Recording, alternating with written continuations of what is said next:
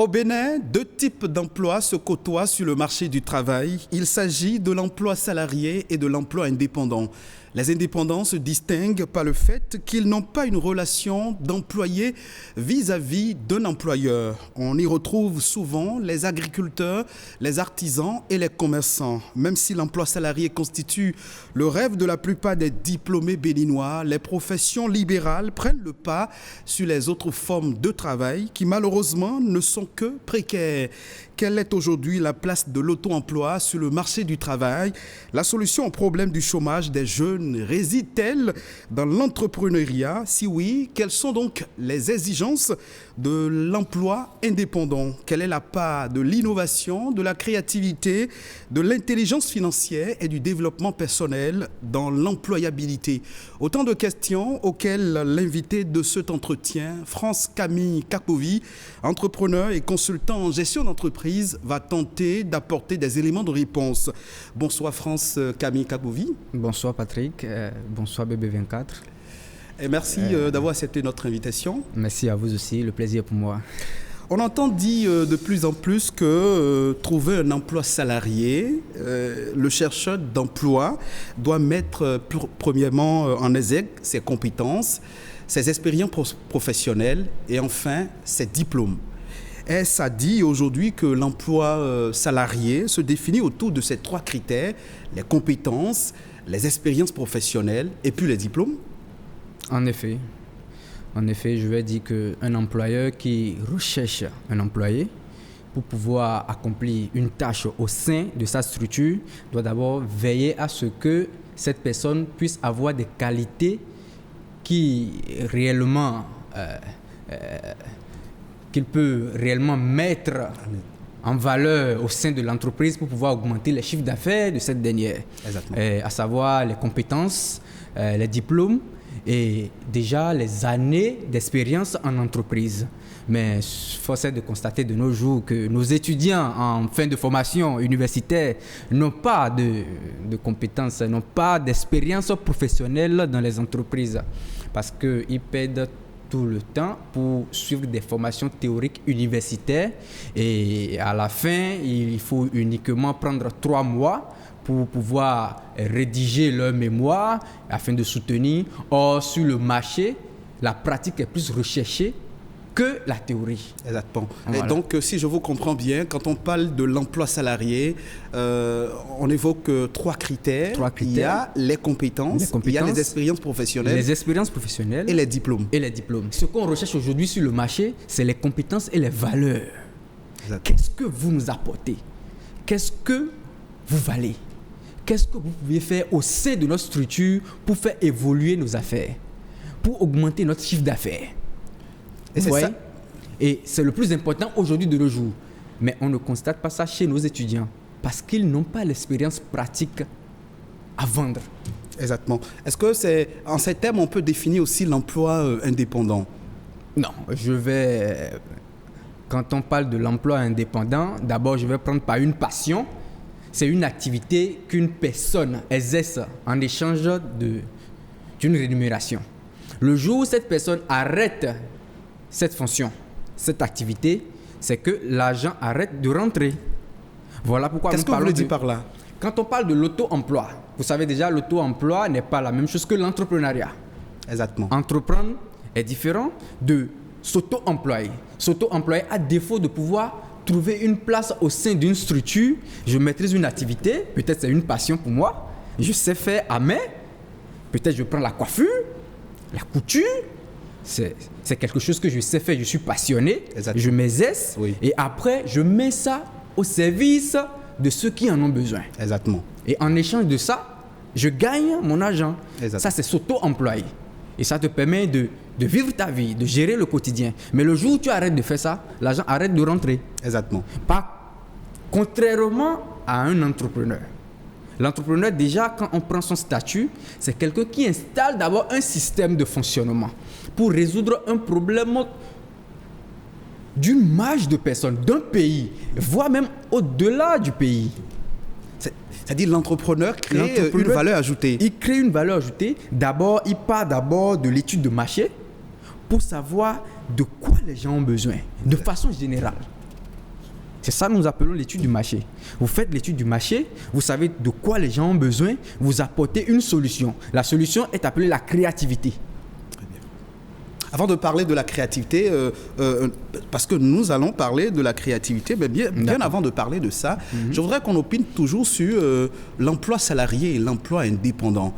Entre les deux types d'emploi, l'emploi salarié et l'emploi indépendant, dites-nous vers quel type d'emploi les jeunes que vous côtoyez au Bénin et au Ghana, parce que je rappelle que vous êtes établis en majeure partie, vous êtes établis au Ghana. En effet. Qu'est-ce que vous constatez au niveau des jeunes du Bénin et du Ghana? Ils sont orientés vers quel type d'emploi le plus souvent? Vous savez, le Bénin et le Ghana, c'est quelque chose qu'il ne faut pas comparer. Le Ghana, d'abord, c'est un pays anglophone et eux, ils vont plus dans l'auto-emploi. Le Ghana fonctionne sur l'auto-emploi et il n'y a pas de sous-métier là-bas. Il n'y a pas de sous-métier. Ici, contrairement à ce que les jeunes diplômés attendent à ce qu'on puisse les recruter, oui. Le seul issue, c'est-à-dire après les diplômes, je dois me faire recruter dans une entreprise. Au Ghana, ce n'est pas comme ça. Qu'est-ce que je sais faire avec mes mains? Qu'est-ce que je peux faire qui représente un besoin pour les autres et qui est un service rendu pour moi sur le marché? Je vois. Et là, déjà, avec mon petit studio quelque part, je rends déjà un service à bon nombre de personnes qui sont dans le besoin. Et je gagne ma vie. Et je gagne ma vie tranquillement comme ça. Mais par contre, au Bénin, on a le diplôme, licence, master, mais on se dit uniquement que le diplôme là, c'est un emploi que ça doit gagner ou rien. Parce qu'on est formé pour ça. On est formé pour ça. Oui, ça évoque la question de l'éducation, du système éducatif. Voilà, justement. Et avant qu'on ne parle de cet aspect de notre entretien, plus besoin de le rappeler, le Bénin dispose d'une politique nationale pour l'emploi, de différents projets, programmes nationaux ou avec les bailleurs de fonds en faveur de l'emploi des jeunes. Autant un national immense, malgré ça, en dépit de cet environnement, pourquoi le Bénin est encore toujours confronté à l'épineux problème de diplômés sans emploi selon vous? Vous voyez, moi personnellement, je ne mets pas la responsabilité sur une seule personne. Je ne veux pas parler de la NPE qui déjà a sorti un système de fonctionnement pour réduire le taux de chômage sur le marché. Vous savez, la base, ça part du système éducatif de nos jours. Et on n'a pas appris à nos étudiants de quelle manière entrer dans la créativité, dans l'innovation. Comment apporter de la valeur ajoutée sur le marché pour pouvoir s'auto-employer, pour pouvoir devenir un entrepreneur. Le seul issue, c'est-à-dire, après le diplôme, je dois trouver un emploi et me gérer. Et l'État ne peut pas trouver une solution à ce bon nombre de personnes. Parce qu'il y en a déjà, on peut notifier, le taux de diplômés qui entrent dans le marché est déjà une majeure partie. Le taux est élevé. La marge de ceux qui sont diplômés est élevée qu'à la marge de ceux qui sont en train de sortir du système. Qu'est-ce que vous voulez dire par là? Là, je parle de ceux qui sont censés aller à la retraite.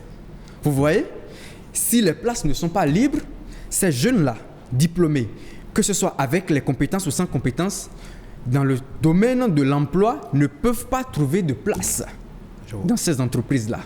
Même si on sait qu'il n'y a pas assez d'industrie dans notre pays. Et quand vous parlez d'industrie, est-ce que ce n'est pas le vrai problème qui nous empêche de ne pas prendre les décisions qu'il faut pour faire face au problème du chômage et du sous-emploi? Le fait que nous n'avons pas beaucoup d'entreprises qui recrutent. On ne dira pas que nous n'avons pas des compétences dans le pays.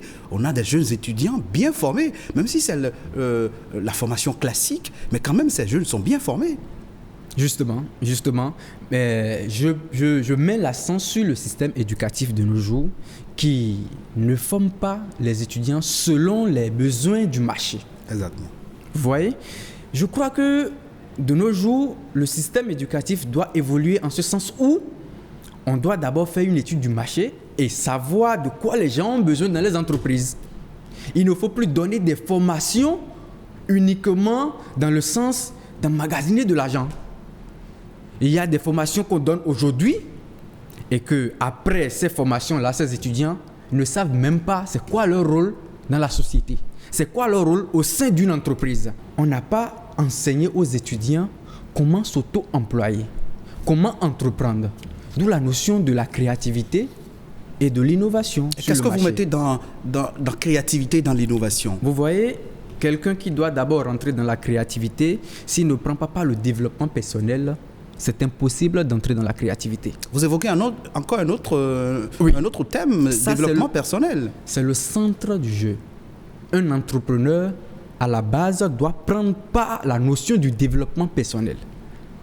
Le développement personnel est le noyau de tout ce qui suit quand on parle de la notion de la créativité, de la notion de l'innovation. Si vous n'êtes pas conscient de qui vous êtes et de ce que vous êtes capable de faire, vous ne pouvez en aucun cas savoir ce de quoi vous êtes réellement capable sur le marché, en fait, en réalité. Donc, on n'enseigne pas aux étudiants le leadership, le développement personnel. Comment se développer personnellement, comment est-ce qu'il faut ajouter de la valeur sur le marché, comment est-ce qu'il faut procéder à l'étude du marché pour savoir de quoi réellement les gens ont besoin et après ce problème-là qui constitue un besoin, apporter une solution pour pouvoir résoudre le problème de la majeure partie des gens, en effet, dans la société. C'est ça le développement personnel en lien avec la créativité et l'innovation? Vous voyez, le développement personnel, c'est quelque chose qui commence par soi-même d'abord, la connaissance de soi-même. En tant qu'être humain, si tu ne sais pas qui tu es, tu ne peux pas savoir de quoi tu es capable et ce que tu peux faire.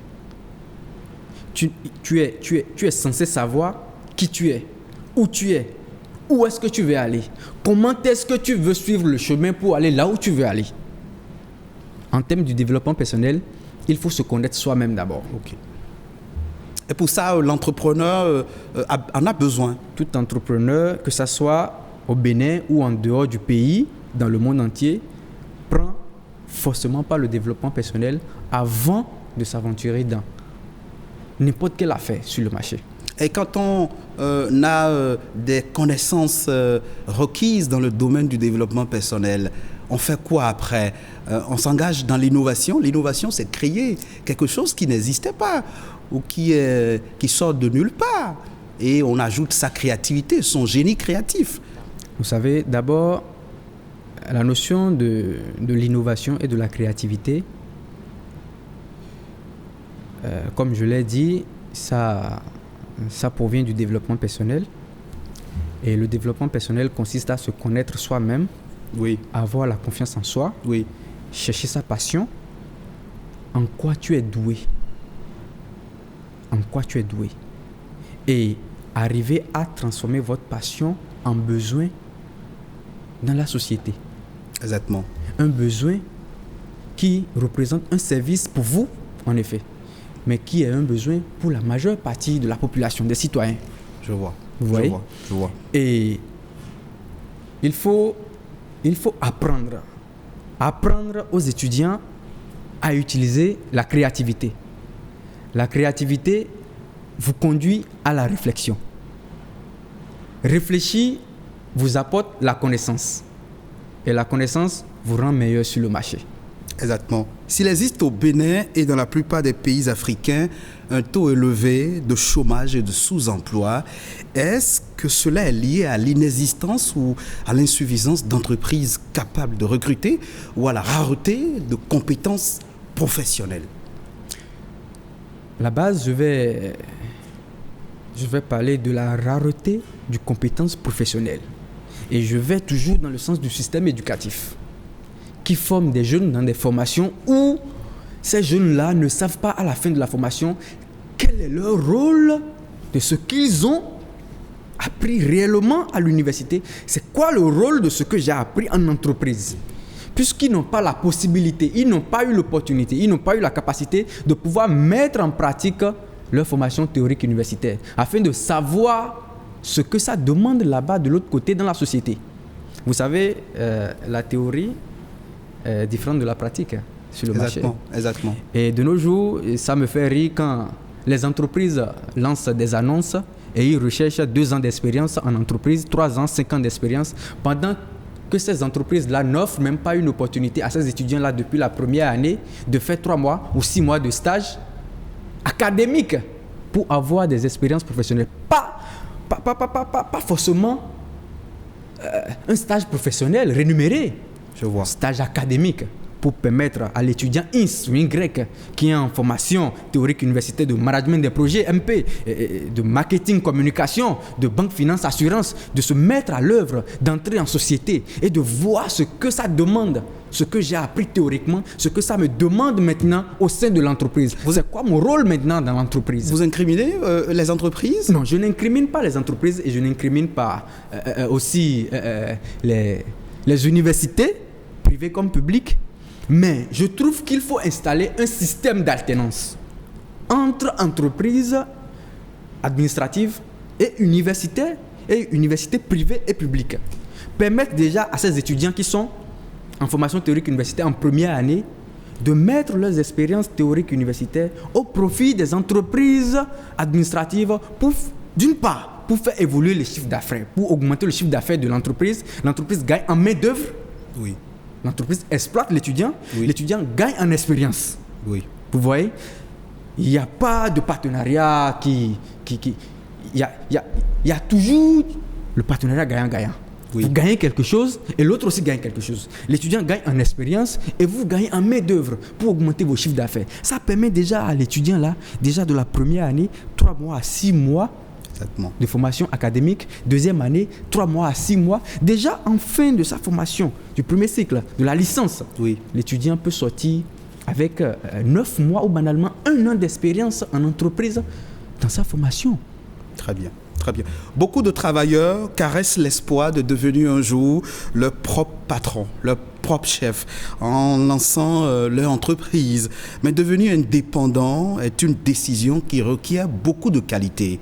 Quelles sont alors les qualités d'un bon entrepreneur si la personne s'engage dans le monde de l'auto-emploi? Premièrement, la toute première qualité, c'est la confiance en soi. Si vous n'avez pas une confiance inébranlable en vous-même et en ce que vous êtes en train de vouloir faire, je vous assure tout que les obstacles en cours de chemin vont vous arrêter. Celui qui n'arrive pas à se contrôler lui-même ne peut jamais contrôler les autres et ne peut jamais gérer les autres. En entrepreneuriat, il faut diriger une équipe. Oui. Il y a le personnel. Quelqu'un qui ne sait pas rapidement prendre des décisions ne peut pas aller loin dans ses affaires. Je généralise et je mets la base sur la confiance en soi d'abord. Ok, je vois. Parce que ça part de là. C'est de la confiance en soi qu'en cours de route dans les affaires, vous développez les autres qualités, les autres valeurs, selon les contraintes, selon les problèmes, selon les difficultés sur le marché. On va parler du marché du travail toujours. Et sur ce marché, il y a de nouveaux concepts qui naissent par-ci, par-là. On parle de l'intelligence financière, de la liberté financière, de l'autonomie financière. Que gagne un entrepreneur à accroître son intelligence financière? Un entrepreneur qui se fait former dans le domaine de l'intelligence financière, ce qu'il gagne dans ce secteur-là, c'est qu'il va accroître son chiffre d'affaires. Il va diversifier ses sources de revenus. L'intelligence financière t'amène à pouvoir avoir un cahier de compte pour savoir à quel niveau je suis financièrement, les valeurs que j'apporte sur le marché, qu'est-ce que cela me rapporte, à quel niveau je suis en termes de financement. Comment est-ce que j'arrive à élargir mes sources de revenus? Quand nous parlons d'intelligence financière, c'est de pouvoir faire travailler l'argent et non travailler pour l'argent. Les sources de revenus que je suis en train de recevoir, selon la structure que je suis en train de mettre en place, comment est-ce que je peux utiliser ces sources de revenus pour augmenter, pour élargir mes sources de revenus? Je vois. Et comment développer cette intelligence financière quand on est débutant, passionné du monde de l'entreprise? Vous voyez, quand vous êtes débutant, passionné du monde de l'entreprise, je crois qu'il faut d'abord prendre part le cahier de charge, comme je suis en train de vous le dire actuellement. Vous devez noter strictement tout ce qu'il y a comme dépenses que vous effectuez au sein de l'entreprise. Je vois. Tout ce qu'il y a comme dépenses. Il n'y a pas de minime dépense. Tout ce qui sort et tout ce qui entre de la journée la semaine, le mois et l'année. Exactement. Ça vous permet de savoir à quel niveau vous êtes réellement. Est-ce que vous êtes en train de faire un profit sur ce que vous êtes en train de vendre sur le marché? Ou êtes-vous en train de reculer? Je vais dire, la notion de la créativité et la notion de l'innovation doit être la base dans le système éducatif de nos jours. On doit Parce enseigner. que tout part du système éducatif. C'est eux qui sont en train de produire ceux qui vont remplacer les sortants sur le marché. Donc on doit inculquer la notion de l'innovation et de la créativité au sein de chaque université. D'abord, ça part des cours secondaires. Installer l'état d'esprit de la créativité et de l'innovation en chaque être humain. Et on ne peut jamais installer l'état d'esprit de la créativité et de l'innovation en chaque être humain sans prendre part le développement personnel. Ce qui consiste à ce que tu puisses te connaître toi-même d'abord, savoir tes qualités et valeurs, de quoi tu es capable, qu'est-ce que tu peux apporter sur le marché. Au cas où ton diplôme ne va pas te servir à trouver un emploi. Exactement. Comment est-ce que tu peux te lancer sur le marché? Comment est-ce que tu peux te lancer dans la réalité, dans la société, pour voir ce qui se passe? Quelles solutions il faut apporter aux problèmes? Nous sommes à la fin de notre entretien. Votre dernier mot? Les entreprises administratives et les universités, j'aurais souhaité qu'ils puissent installer un système d'alternance pour faciliter la tâche à nos jeunes frères qui quittent les cours secondaires pour les universités, afin qu'ils puissent avoir l'opportunité et la capacité de pouvoir mettre leur formation théorique universitaire au profit de ces entreprises-là administratives pour gagner des expériences pratiques que ces mêmes entreprises réclament à la fin quand ils veulent employer quelqu'un. Et en ce moment-là que l'étudiant qui est en première année suit cette formation théorique universitaire et qui met ses expériences et ses valeurs au profit des entreprises, gagne en expérience, l'entreprise gagne en chiffre d'affaires. Exactement. Et en main-d'œuvre. Donc, Vous pensez que c'est la solution durable? C'est la meilleure stratégie? La stratégie du côté de l'emploi pour pouvoir permettre aux étudiants une marge de pouvoir trouver de l'emploi sur le marché. Parce que tout le monde ne peut pas entreprendre. Tout le monde ne peut pas s'auto-employer. Donc, on doit d'abord fermer ce petit trou et maintenant parler de l'auto-emploi. Et ça doit prendre d'abord par une passion. Quelqu'un qui est passionné spécifiquement par une activité. Ok. Ce qu'il peut faire avec sa main. Est-ce qu'il faut... Pour rendre un service qui représente un besoin pour les autres, en échange maintenant de rémunération. Maintenant, en termes de l'entrepreneuriat, une passion, une ambition, démesurée bien sûr, un désir ardent de pouvoir résoudre un problème d'une nation, même en dehors du pays. C'est ça la différence entre l'entrepreneuriat, s'auto-employer et l'emploi simple. L'emploi simple, c'est pouvoir savoir vendre ses valeurs sur le marché. Pouvoir savoir vendre ses valeurs, ses compétences pour que l'employeur puisse vraiment t'accepter au sein de la structure. On vous aura compris, France Camille Kakouvi, entrepreneur, consultant en gestion d'entreprise. Chers téléspectateurs, nous sommes à la fin de cet entretien. On retient donc de nos échanges que se lancer dans l'entrepreneuriat est une excellente idée car l'emploi indépendant permet de créer de la richesse, de nouveaux emplois et de donner le goût de l'innovation et de la créativité à d'autres personnes passionnées par l'emploi indépendant. Mais ce choix requiert beaucoup de qualité et d'exigence. Osez donc entreprendre si vous avez de la volonté, de la détermination et le goût du risque. Merci de nous avoir suivis. Retrouvez cet entretien sur le site de l'ORTB, www.ortb.bj.